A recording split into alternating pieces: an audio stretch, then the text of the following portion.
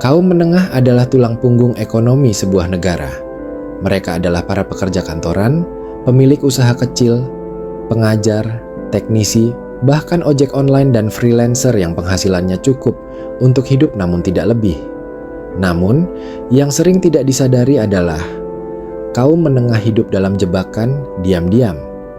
Mereka terlalu mampu untuk menerima bantuan, tapi terlalu miskin untuk benar-benar sejahtera. Inilah awal dari ancaman besar.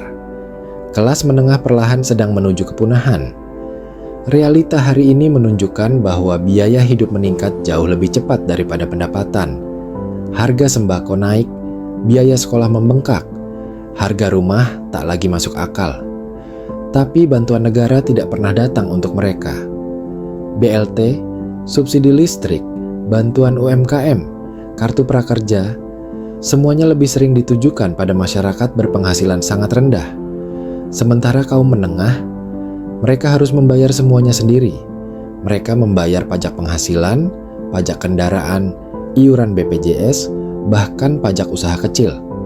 Ironisnya, ketika mereka mencoba bertahan lewat usaha sendiri, justru datang kewajiban-kewajiban administratif dan fiskal yang mencekik.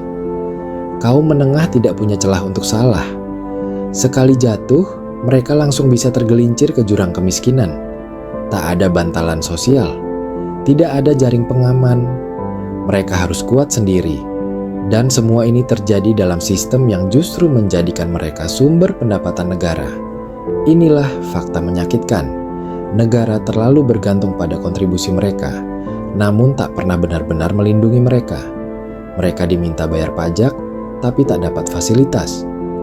Mereka disuruh mandiri, tapi tak diberi dukungan. Coba bayangkan, seorang pegawai bergaji 6 juta rupiah per bulan, punya cicilan rumah, anak sekolah, dan biaya transportasi harian. Lalu datang tagihan BPJS, pajak motor, PBB, dan iuran lainnya. Tidak ada sisa untuk tabungan, apalagi darurat. Ketika sakit, harus tetap kerja. Ketika usaha rugi, harus tetap setor. Inilah hidup kelas menengah hari ini, bekerja siang malam, tapi tetap dihantui rasa takut jatuh miskin kapan saja. Di sisi lain, masyarakat miskin mendapatkan berbagai program bantuan sosial secara rutin. Dari bansos tunai, diskon listrik, bantuan sembako, subsidi UMKM, hingga berbagai pelatihan kerja. Pemerintah terlihat sangat hadir bagi mereka. Sementara masyarakat kelas atas menikmati kenyamanan, fasilitas kesehatan premium, akses pendidikan mahal, dan celah hukum untuk menghindari pajak. Hanya kelas menengah yang berjalan sendiri, memikul semuanya, tapi tidak diperhitungkan dalam prioritas kebijakan. Jika kondisi ini terus berlanjut, maka dalam waktu dekat kita hanya akan melihat dua kutub. Yang kaya makin kaya, yang miskin terus dibantu, dan kelas menengah menghilang. Negara tanpa kelas menengah adalah negara yang rapuh. Karena kelas inilah yang sebenarnya menjaga kestabilan ekonomi, menyerap lapangan kerja, dan menjadi pasar utama konsumsi. Jika mereka ambruk, maka sistem ikut runtuh. Tapi sebelum itu terjadi, mari kita buka mata dan bicara keras tentang realita ini. Karena diam berarti membiarkan kehancuran perlahan datang. Jika kita lihat lebih dalam, kaum menengah tidak hanya diminta bertahan sendiri, mereka justru menjadi pihak yang paling sering dimintai kontribusi. Inilah paradoks besar sistem hari ini. Yang paling bekerja keras justru yang paling dibebani. Mereka tidak mendapat bantuan sosial, namun harus membiayai bantuan tersebut lewat pajak. Mereka bukan pelaku kejahatan ekonomi, namun diawasi dan diatur lebih ketat daripada kelompok atas yang bisa menyembunyikan aset. Di titik inilah, beban terhadap kaum menengah menjadi tidak proporsional dan berpotensi menghancurkan daya tahan ekonomi mereka. Ambil contoh pemilik usaha kecil seperti warung, laundry, atau toko sembako. Ketika mereka mencoba naik kelas, maka datanglah serangkaian kewajiban, pajak usaha, retribusi daerah, pembaruan izin, hingga inspeksi mendadak yang kadang memberatkan. Saat omzet naik, bukan pujian yang datang, tapi tagihan. Bahkan kendaraan pribadi yang mereka gunakan untuk operasional dikenakan pajak tambahan.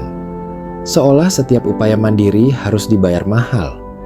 Semua celah digunakan untuk menarik pungutan, seakan kelas menengah adalah tambang kas negara. Tidak berhenti di sana. Pendidikan anak yang lebih baik pun jadi beban tambahan.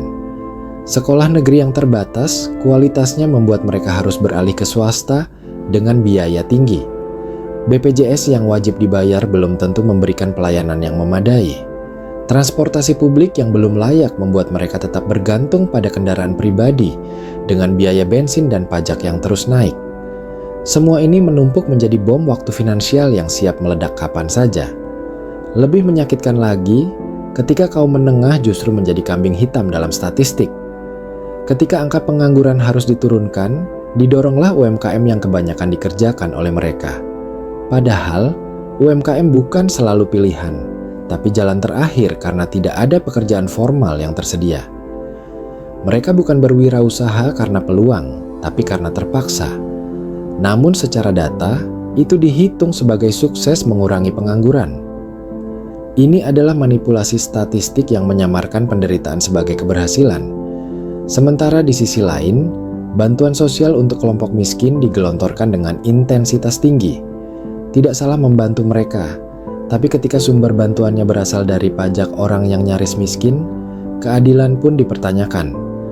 Apalagi jika melihat praktik penghindaran pajak dari kalangan atas yang kerap luput dari pengawasan, maka terjadilah ketimpangan yang pelik. Yang miskin dibantu, yang kaya dilindungi, yang menengah ditinggalkan. Dampaknya kini terasa. Daya beli menurun, konsumsi rumah tangga stagnan, dan kelas menengah mulai mengurangi kualitas hidupnya. Mereka menunda beli rumah, menunda punya anak, hingga menunda pensiun. Semua karena tekanan ekonomi yang tidak masuk akal.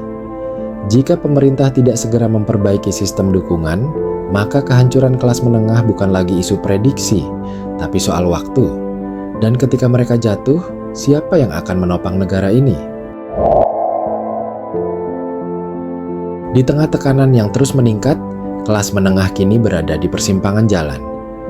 Mereka bisa terus bertahan, mengencangkan ikat pinggang, dan berharap ada perubahan. Tapi kenyataannya, tanpa intervensi nyata dari negara, jalan itu semakin gelap. Semakin lama, kaum menengah tidak hanya kehilangan kemampuan finansial, tapi juga harapan. Ketika mimpi sederhana seperti memiliki rumah, menyekolahkan anak dengan layak, atau menabung untuk masa depan menjadi hal yang mustahil, maka kita sedang menyaksikan kematian perlahan dari sebuah generasi pekerja. Pemerintah tidak bisa terus-menerus hanya fokus pada dua ujung spektrum, membantu yang sangat miskin dan memanjakan yang sangat kaya.